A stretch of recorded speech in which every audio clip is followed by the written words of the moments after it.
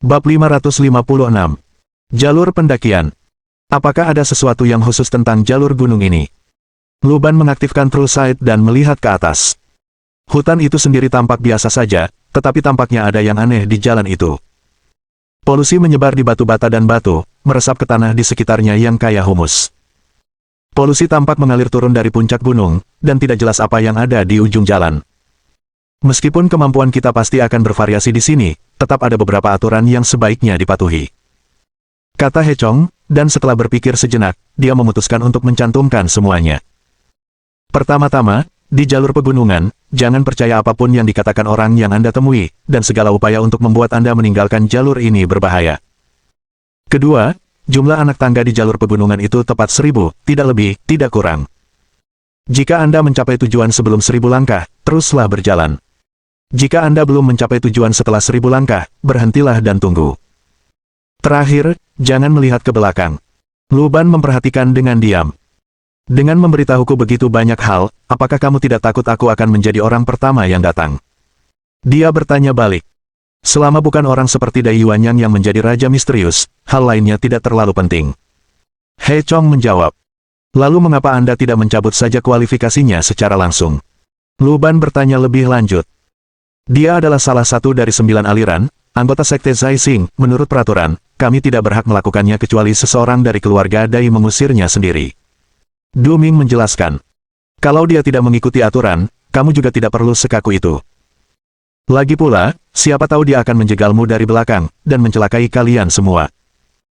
Luban merasa bahwa, menurut pemikiran modern, inilah saatnya untuk mengatakan bahwa kamulah yang melanggar aturan terlebih dahulu. Jadi sudah seharusnya aku membereskan kesalahanmu, daripada membiarkan si pelanggar aturan itu tinggal. Menurutmu, apakah tadi malam, dengan kita semua hadir, jika kita benar-benar menginginkannya, Dai Yuanyang akan bisa keluar dari teater Jiangcheng? Du Ming bertanya balik.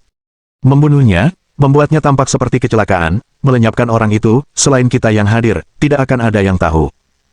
Apa menurutmu melakukan itu tidak masalah? Luban tidak menjawab. Dalam pikiran mereka yang dipilih oleh dewa, tindakan seperti itu, pada kenyataannya, dibenarkan. Memang, kalau kita benar-benar melakukannya, orang luar tidak akan tahu. Tapi selalu ada beberapa hal yang tidak boleh kita hianati, hati nurani yang bersih. Du Ming juga menunjuk ke atas. Luban mendongak, hanya melihat hamparan tanaman hijau subur. Ada pengamat ilahi 3 kaki di atas kepala kita, manusia bertindak, surga mengawasi, kita tidak dapat menghindarinya. He Chong menambahkan sebuah kalimat. Bagi kita yang memiliki keterampilan unik, jika tidak memiliki ukuran atau penggaris di hati, mudah untuk menyimpang dari jalan. Kalian masih muda, pertimbangkan nasihat dari orang tua kalian ini. Dia lalu menunjuk ke jalan setapak pegunungan lagi. Silakan saja, kami akan menyusul. Ingat, jangan menoleh ke belakang. Luban melirik ke kaki gunung, di mana tampak sebuah desa kecil dengan asap mengepul dari cerobong asap, kemungkinan besar lokasi asli ibu kota terbengkalai. Ia juga melirik ke arah tepi sungai. Ia tidak bisa melihat dengan jelas dan tidak tahu apakah taman hiburan itu ada di sana atau tidak. Dia menatap sekali lagi ke arah Du Ming dan He Chong, lalu mulai menaiki tangga. Tanpa menoleh ke belakang, Luban hanya merasakan keheningan yang menakutkan di belakangnya. Pandangan sejatinya tertuju ke depan, di mana polusi semakin padat. 1000 langkah biasanya memakan waktu lebih dari 20 menit, tidak terlalu lama. Luban menghitung langkah dalam hatinya dan memperhatikan jalan di depannya. Keheningan di mana-mana sungguh meresahkan. Dalam keadaan normal, gunung itu tak akan sunyi, hanya kicauan burung dan serangga yang akan terdengar.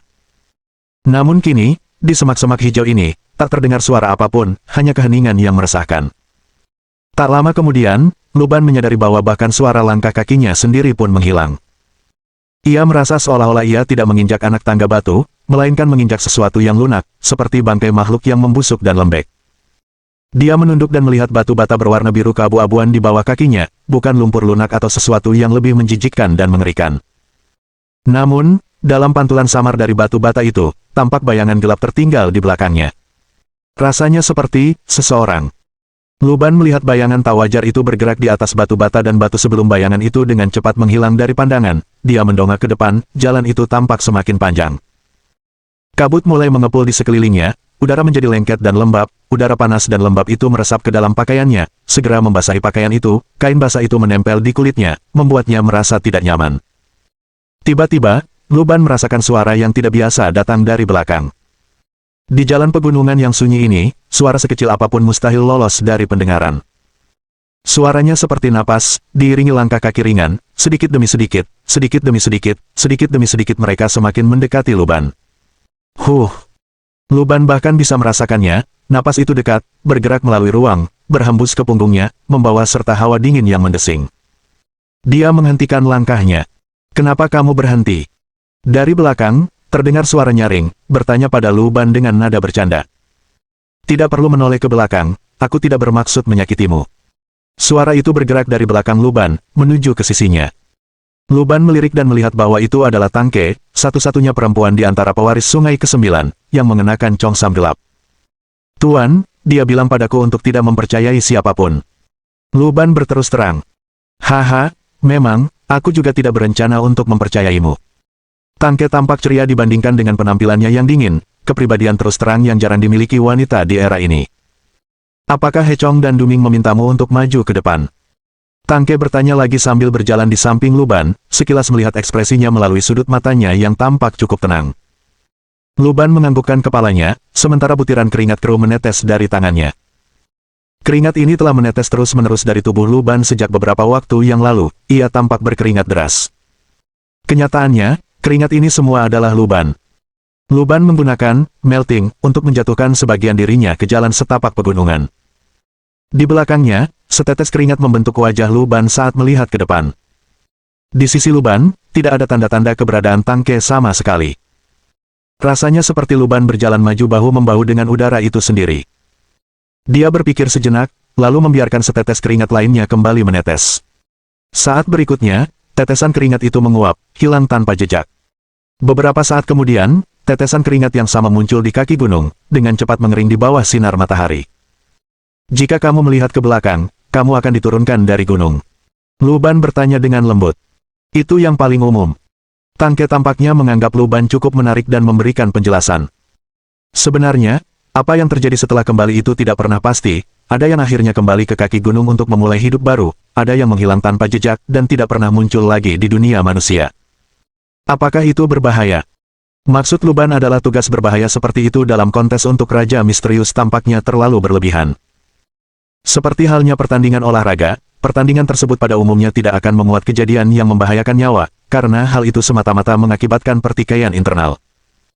Tidak perlu khawatir, posisi Raja Misterius bukanlah sesuatu yang bisa dipegang oleh orang biasa, lebih baik bagi mereka yang tidak memiliki tekad kuat untuk pulang lebih cepat. Tangke tidak peduli. Mengapa Nona Tang ingin menjadi Raja Misterius? Luban bertanya lagi. Dia mendengar wanita di sampingnya menarik napas tajam. Bab 557. Jangan percaya siapapun. Aku. Tangke menjawab dengan nada sembrono. Ayah saya seorang penyidik forensik, dan saya telah melihat berbagai macam mayat sejak kecil. Saya belajar keahlian tukang jahit mayat darinya. Beberapa tahun yang lalu, ayah saya meninggal dunia, dan hanya dari barang-barangnya saya menemukan kasus 9 aliran. Sebelumnya, saya selalu berpikir bahwa hanya keluarga kami yang berbeda. Sekarang tampaknya ada banyak orang di dunia yang sama seperti kita, bukankah itu menarik? Mendengar perkataannya, Luban merasa bahwa wanita muda ini benar-benar tidak memiliki keraguan apapun. Dan dia adalah karakter yang cukup menyenangkan. Namun, mengapa ayahmu tidak memberitahumu tentang urusan 9 aliran? Luban penasaran lagi. Keluarga atau sekte lain semuanya menganggap identitas pewaris sungai ke-9 sebagai sesuatu yang penting, tetapi di keluarga Tang, mereka tidak memberitahu putri mereka tentang hal itu. Kalau saja Tangke tidak memeriksa sendiri barang-barangnya, mungkin sang pengrajin jahit mayat tidak akan ikut serta dalam perebutan gelar Raja Misterius ini.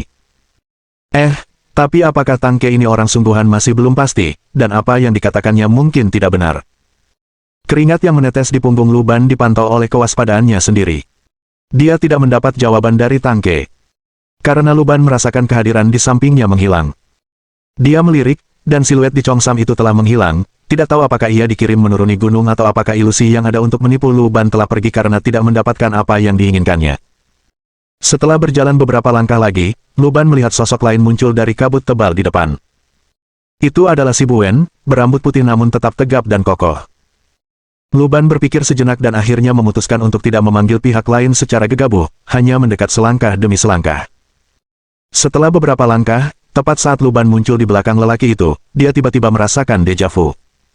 Bukankah Tangke juga mendekatinya dari belakang seperti ini? Tuan Si, Anda tidak perlu melihat ke belakang. Lu Ban lalu berbicara. Dia melihat Si Buen meletakkan tangannya di sarung pistolnya, seolah siap mencabut pistolnya kapan saja. Aku tidak bermaksud jahat, aku hanya kebetulan melihat Tuan Si di jalan ini. Lu Ban melangkah 2 langkah ke depan, datang di samping Si Buen.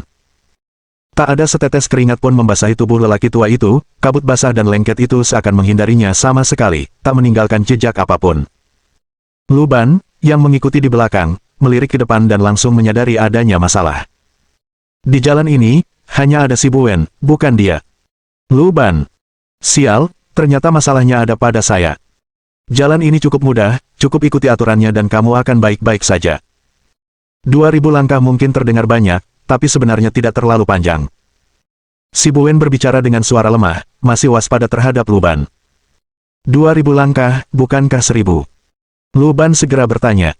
Si Buen menghentikan langkahnya. Dia menatap Lu Ban dengan tatapan agak aneh. Siapa yang memberitahumu hal itu? Tuan He Chong. Lu Ban menjawab dengan jujur. Aku hanya menjunjung tinggi tradisi dan datang untuk melihat bagaimana kabar teman-temanku. Aku tidak menyangka ada orang yang benar-benar menipu generasi muda hanya demi posisi Raja Misterius. Si Buen tertawa mengejek. Jalur gunung ini totalnya 2000 anak tangga, tidak lebih, tidak kurang. Kalau kamu tidak sampai puncak dalam waktu setengah jam, kamu akan disuruh turun gunung lagi. Kalau kamu berhenti di tengah jalan dan menunggu, aku khawatir kamu tidak akan bisa ikut kompetisi. Petik 2. Lalu kenapa kau menceritakan semua ini padaku? Lu Ban penasaran lagi. Kalian anak muda mungkin tidak mengerti, tapi kami dari 9 aliran dulunya bersaudara, terpisah karena berbagai insiden. Wajar bagi sesama murid untuk saling mendukung. Lagi pula, dibandingkan dengan posisi Raja Misterius, aku jauh lebih menghargai kebajikan dan kejujuran. Memintaku untuk berbohong dan menipu lebih sulit daripada mencapai surga. Si Buen berbicara seolah-olah itu adalah hal yang paling alami, lalu melanjutkan ke atas. Lu Ban mengikuti dengan diam. Sesaat kemudian, Si Buen juga menghilang. Apakah benar-benar 1000 langkah, atau 2000? Lu Ban bergumam pada dirinya sendiri.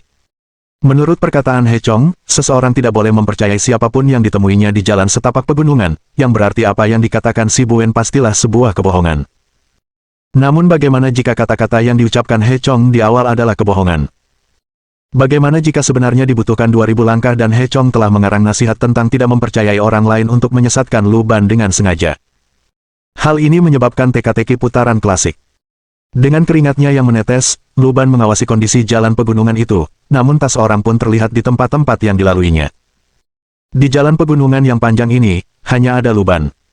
Setelah berjalan 500 langkah, Lu Ban tiba-tiba mendengar suara lain. Itu bukanlah suara napas atau langkah kaki, melainkan desiran rumput seolah-olah disentuh oleh sesuatu.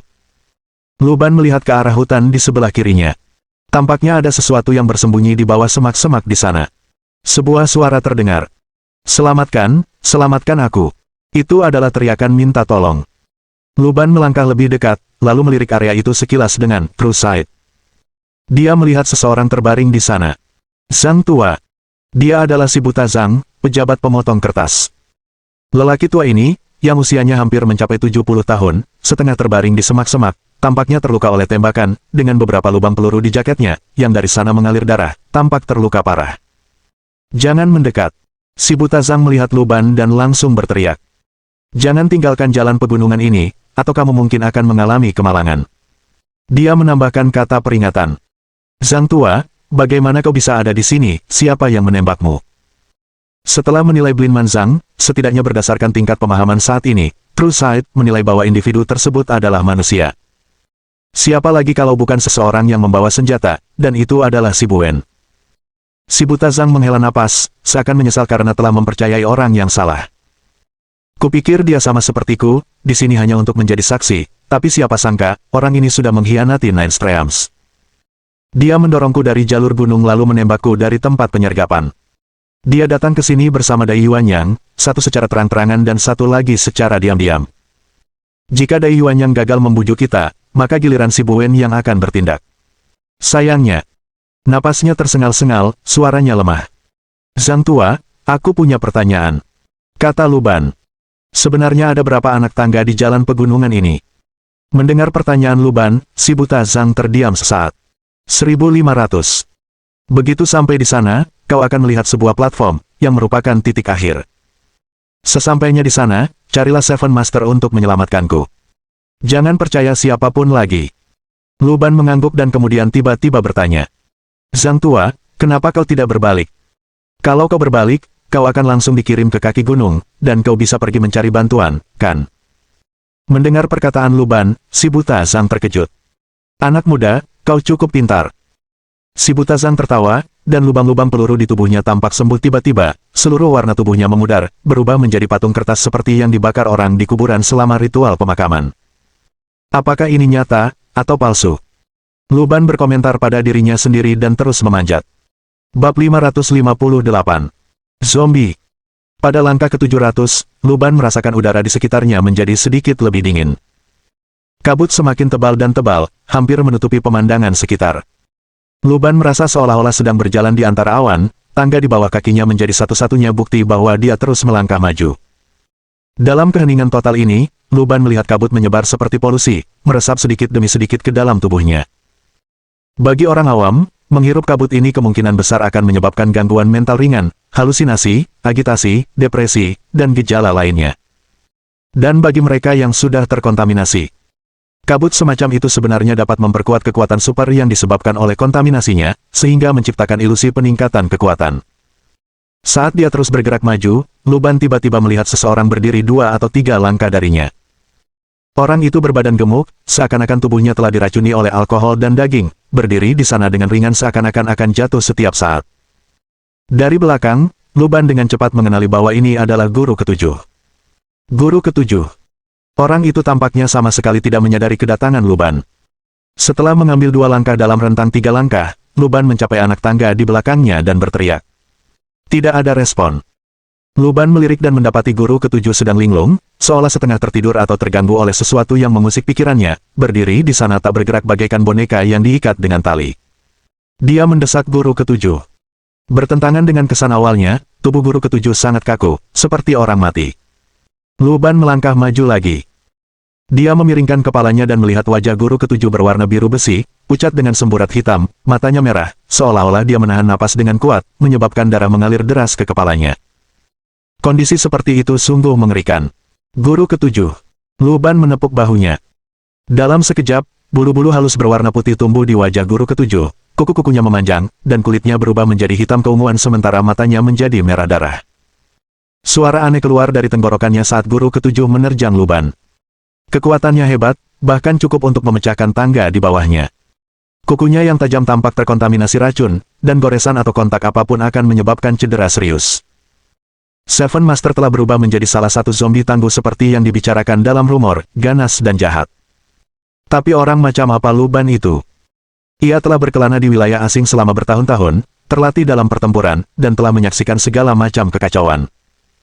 Menghadapi serangan zombie Seven Master, tangan kanan Luban terangkat, tinjunya bertemu dalam pertarungan. Splat. Namun, alih-alih terjadi benturan keras, tangan Luban langsung meleleh saat bersentuhan dengan zombie Seven Master, berubah menjadi lumpur hitam yang melilit erat tangan Seven Master. Racun ungu tua itu menyebar dengan cepat setelah kontak mereka. Jika itu orang biasa, mereka mungkin sudah kehilangan kemampuan bertarung, dengan racun mayat mengikuti aliran darah dari luka ke jantung, lalu menyebar ke seluruh tubuh, dengan cepat jatuh dan menjadi zombie. Namun bagi Luban, kontaminasi semacam itu tidak seberapa. Melalui racun yang mengalir ke dalam tubuhnya, ia memperoleh sedikit pengetahuan. Yang disebut zombie, atau transformasi mayat, pada dasarnya adalah mutasi yang disebabkan oleh kontaminasi.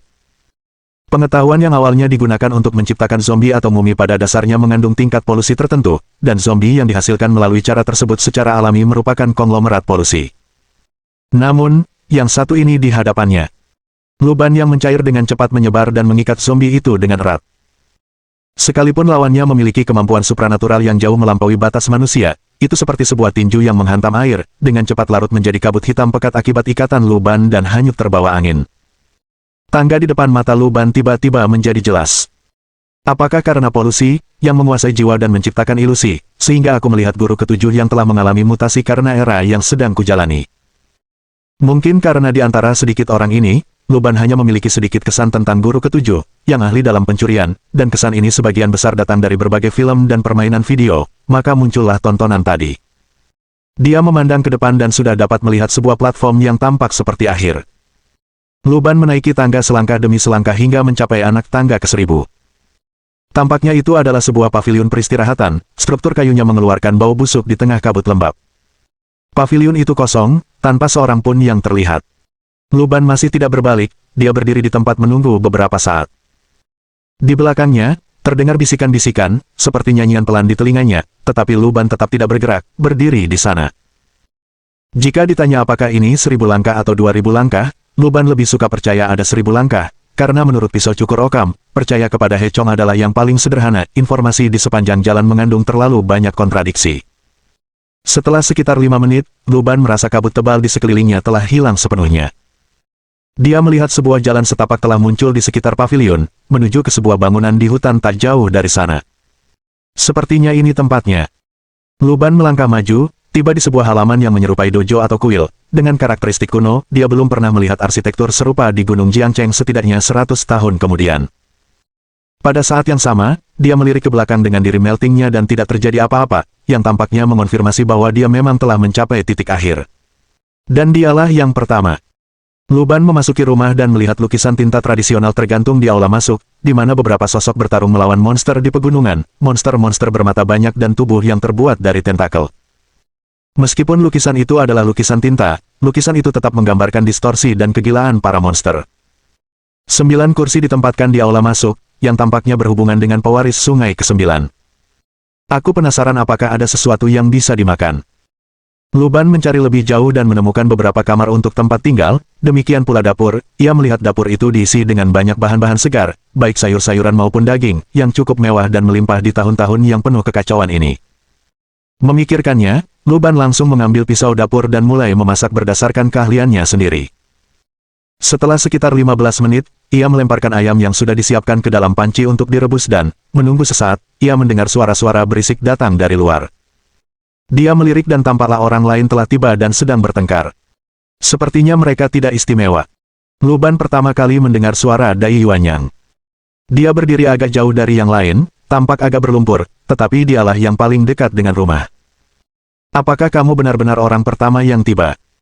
Tuan ketujuh yang berbadan gempal itu bertanya dengan ragu-ragu, tetapi melihat yang lain, tidak seorang pun yang mampu maju untuk membantah Dai Yuanyang. Sudah kubilang, akulah yang telah mengembangkan potensiku sendiri dengan bantuan teknologi canggih asing, dan akulah arah yang seharusnya dituju oleh para pewaris sungai ke-9. Teman-teman, inilah bukti nyatanya, kata Dai Yuanyang, tampak sangat bangga pada dirinya sendiri. Mendengar ini, Luban mengangkat tutup panci dan memeriksa ayam rebus di dalam panci. Sudah hampir siap. Dia berjalan keluar dapur, berteriak kepada para pewaris sungai ke-9 yang sedang bertengkar. Berhenti berdebat, ayo makan. Bab 559. Apakah aku yang pertama? Melihat penampilan Luban, para pewaris sungai ke-9 saling memandang dengan cemas. Guru ketujuh penuh dengan tanda tanya. Dia awalnya mengira Dai Yuanyang adalah orang pertama yang tiba. Dia, mengandalkan keterampilannya dalam mendeteksi emas dan menentukan pemakaman serta keakrabannya dengan jalur pegunungan dan geomansi, menemukan jalan yang benar untuk mendaki gunung, menghindari bahaya, dan mengira dia akan menjadi orang pertama yang tiba, namun, dia menemukan bahwa Dai Yuanyang telah berdiri di halaman. Perlu diketahui, dalam hal mencari jalan, di wilayah pencari naga penggerak gunung ini, sungai ke-9 seharusnya menjadi yang terkuat, mampu menemukan jalan keluar yang benar saat menghadapi para entitas jahat, yang benar-benar menjadi mata-mata tim. Namun Dai Yuanyang bahkan lebih cepat dari dirinya. Mungkinkah teknologi asing benar-benar telah mensistematisasikan kemampuan supernatural sungai ke-9 dan meningkatkannya? Saat semakin banyak orang berdatangan satu demi satu, dan semua orang berdiskusi tentang siapa yang tiba lebih dulu, suara Luban tiba-tiba terdengar. Berhenti berdebat, ayo makan. Mendengar suara anak muda yang familiar ini, bahkan si buta Zhang pun tak kuasa menahan diri untuk sedikit menoleh. Yang Lu, kami pikir kamu hilang. Kok kamu ada di sini? Tunggu dulu, itu tidak benar.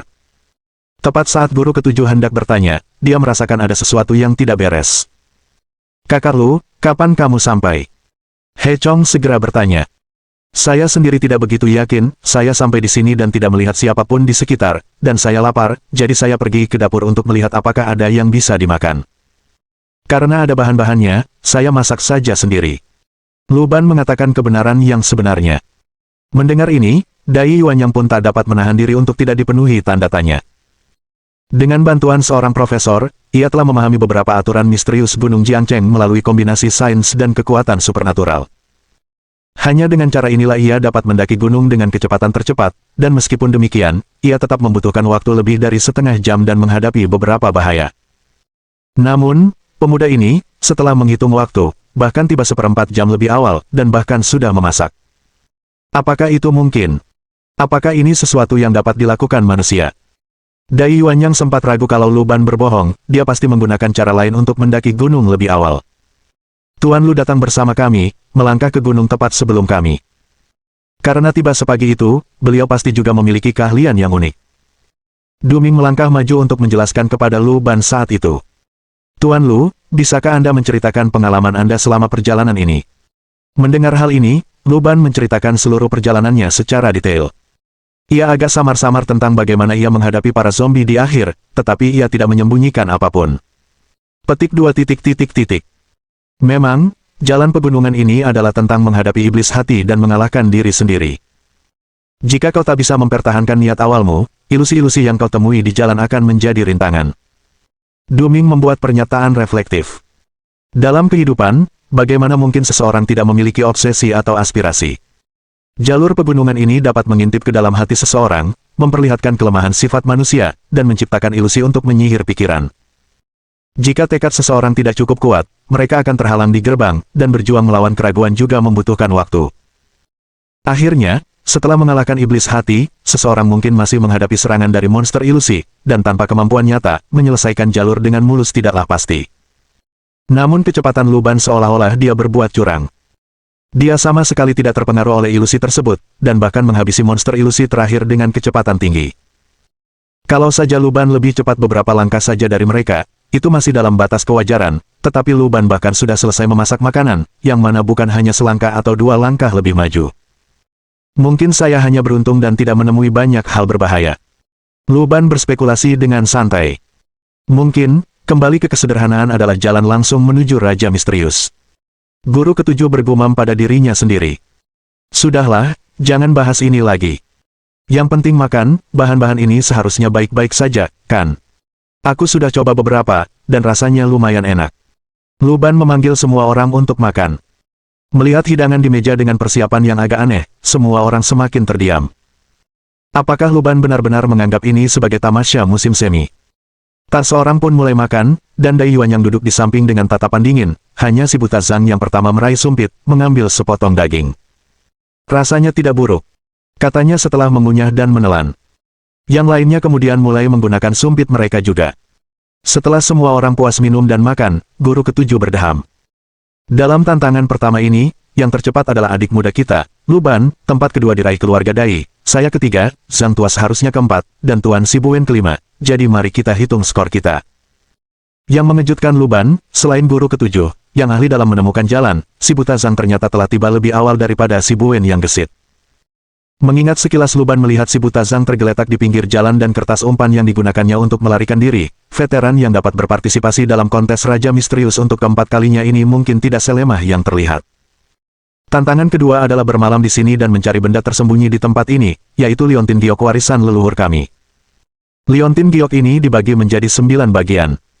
Setelah semua orang mengumpulkannya, kami akan mencatat skor berdasarkan jumlah pecahan Liontin Giok yang ada di tangan. Guru ketujuh menjelaskan secara singkat.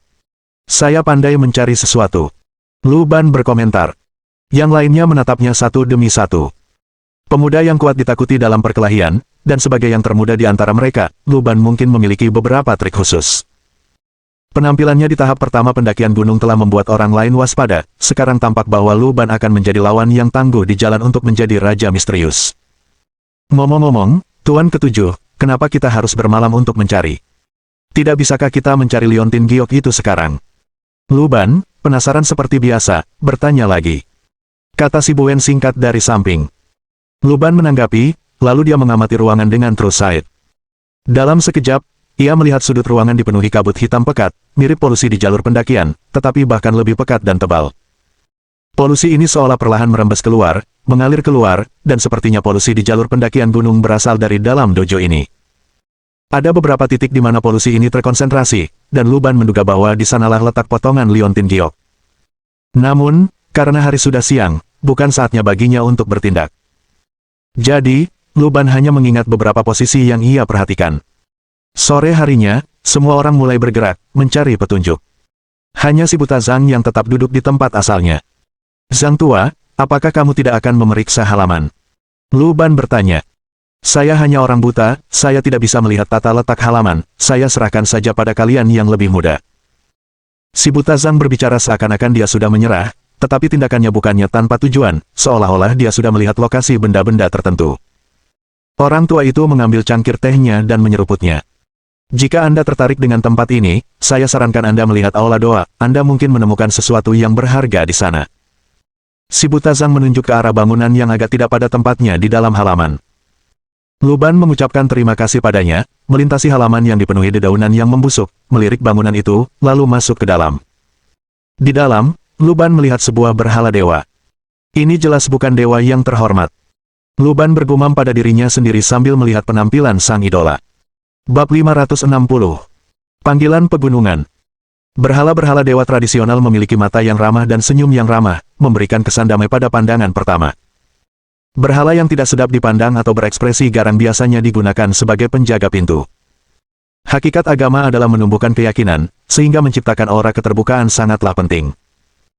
Lu Ban tahu bahwa banyak agama berawal dari membantu kaum miskin dan berteman dengan para pedagang kaya, menampilkan kedok yang tidak berbahaya, hingga akhirnya mereka menyusup jauh ke dalam kelas penguasa, dan kemudian mereka mulai menimbulkan kekacauan. Namun berhala di hadapannya itu jelas tidak termasuk di antara mereka. Patung dewa ini mengenakan jubah bergaya kuno, namun pola-pola pada pakaiannya memiliki kesan disonansi yang mirip dengan seni postmodern. Patung itu tingginya sekitar 3 meter, dipahat dari batu. Beberapa bagiannya kasar, sementara yang lain sangat teliti, sangat mirip aslinya. Yang paling mengejutkan adalah kepala patung tersebut.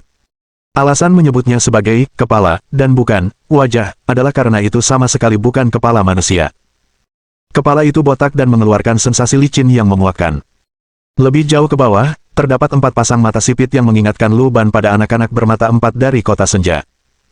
Wajahnya memiliki hidung panjang seperti gajah, namun lubang hidungnya dipenuhi gigi-gigi halus dan tajam. Di bawah hidungnya terdapat banyak sulur, tidak memiliki pengisap tetapi halus, yang merupakan bagian paling terperinci dan indah dari keseluruhan berhala itu, seakan-akan tidak diukir dengan tangan, tetapi merupakan monster sungguhan yang tiba-tiba membatu dan membeku dalam waktu. Telinganya bermembran, terbuat dari sulur-sulur, sementara di bawah hidungnya terdapat mulut dengan 2 taring tajam, yang membuat kepalanya memiliki aura asing yang kontras dengan tubuhnya dan menimbulkan getaran. Lu Ban sebelumnya pernah menjumpai berhala dewa non-manusia, seperti di Mesir yang memiliki Anubis berkepala serigala, dan di negara yang penduduknya minum air dari sungai Gangga, terdapat pula dewa berkepala gajah. Lu Ban telah membaca beberapa makalah penelitian sederhana, terutama yang membahas mutasi manusia. Diketahui bahwa dalam banyak mitologi, terdapat dewa dan monster berkepala hewan dan bertubuh manusia, tetapi hanya sedikit yang berkepala manusia dan bertubuh hewan.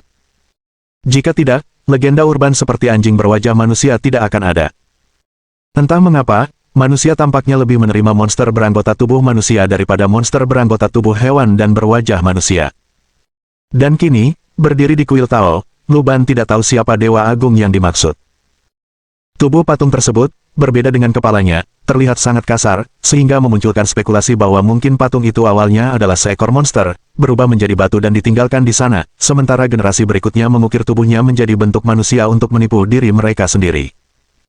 Penguasa gunung-gunung, panggilan di antara puncak-puncak gunung, dalam agama-agama tertentu, dia juga memiliki nama yang dikenal sebagai Fang Geng, dewa para dewa gunung, penguasa semua gunung.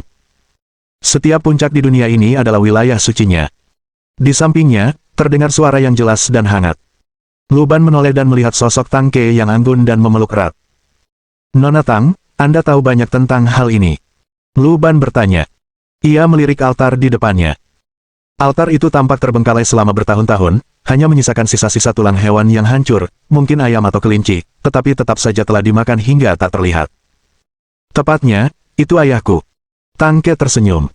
Apa yang kau dengar di jalan setapak gunung memang mengandung kebenaran. Memang, melalui warisan ayahkulah aku mengetahui keberadaan 9 aliran.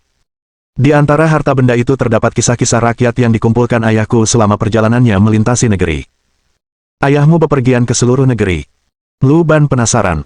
Ayah Tang Ke seharusnya seorang ilmuwan forensik, dan pada masa itu, seharusnya tidak ada perjalanan bisnis. Apakah ayahnya tidak bekerja dan malah berkelana ke berbagai desa untuk menyelidiki cerita rakyat? Ya, keluarga saya memang kaya. Setelah terlibat dalam pertikaian raja misterius di masa mudanya, ayah saya mendambakan hal-hal ini dan menghabiskan beberapa tahun mengunjungi tempat-tempat dengan berbagai legenda mistis untuk mencoba menemukan asal-usul 9 aliran. Tangke berjalan mendekati patung itu dan menatapnya. Di dunia ini, misteri tidak pernah jauh. Luban mengangguk sedikit. Ayah saya pernah menginap di sebuah penginapan. Katanya, saat berbaring di tempat tidur di malam hari, ia merasakan sesuatu menggaruk bagian bawah tempat tidur. Ia menunduk dan melihat seseorang berwajah biru hitam sedang menatapnya. Tangke tiba-tiba mulai menceritakan kisah hantu. Lalu, tanya Luban penasaran. Ayahku kemudian meninju papan tempat tidur dan tidak menemukan apapun di bawahnya. Untuk itu, dia memberi ganti rugi kepada pihak lain dengan $1 perak, kata Tangke dengan muram. Luban tidak tahu apakah dia harus tertawa pada saat ini. Keahlian keluarga saya adalah menjahit mayat. Menjahit mayat adalah tradisi rakyat. Kepala penjahat yang dipenggal selalu perlu dijahit kembali ke tubuh mereka. Mayat tanpa kepala rentan terhadap mutasi. Seiring waktu, menangani mayat telah menjadi tradisi di keluarga saya, tambah Tangke, mengalihkan pembicaraan. Dan ketika berhadapan dengan mayat, seseorang pasti akan menemui banyak mayat yang telah berubah wujud dan kejadian-kejadian aneh. Jika seseorang tidak memiliki keterampilan fisik, terbaliknya kapal hanyalah masalah waktu. Apakah itu sebabnya kalian semua belajar latihan tinju? Luban bertanya secara naluriah.